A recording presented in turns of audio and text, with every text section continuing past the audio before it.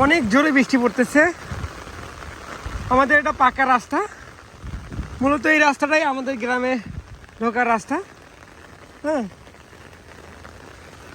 দুপাশে ধানের জমি, সুন্দর লাগতেছে। বৃষ্টি টিপ টিপ টিপ টিপ ছাতার মধ্যে টিপ টিপ করতেছে। এই যে বিশাল এই জমিটা দেখতে পাচ্ছেন, এই জমিটা সাধারণত পাওয়ার টিলার দিয়ে, ওই যে ওখানে পাওয়ার টিলার আছে, ওইটা দিয়েই সাধারণত এই জমিটা চাষ করেছে এবং এখানে ধানের চারা রোপণ করবে।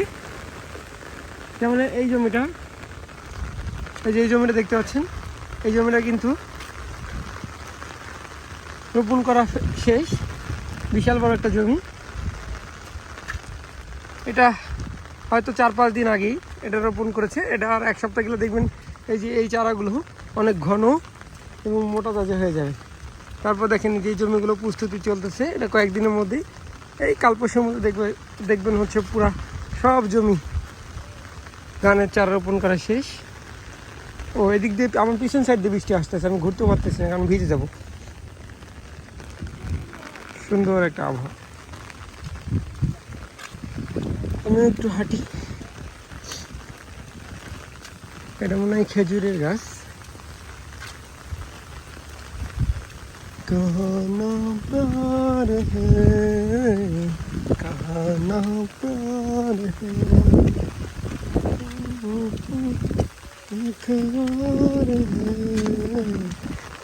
এই ঘন আকারের যে জমিটা দেখতে পাচ্ছেন, মূলত এখান থেকেই এই ধানের চারাগুলো তুলে এই জমিগুলোতে লাগাচ্ছে।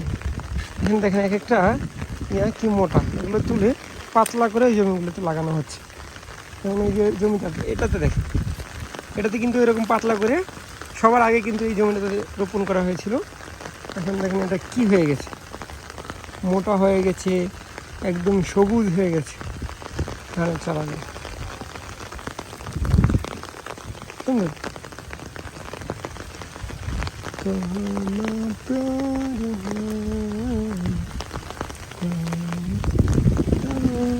কি না? হ্যাঁ, ওই যে ভ্যান্ডা বাড়ি থেকে আসছে, এই জন্য অপেক্ষা করি আছি এখানে।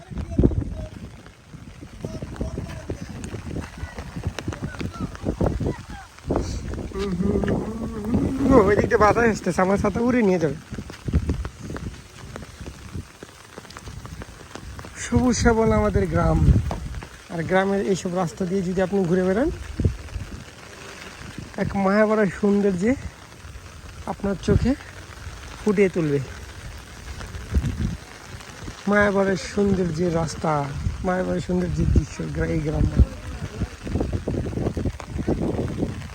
ওই যে ওখানে একটা পিচ্ছি লেন্টু বৃষ্টিতে ভিজতেছে।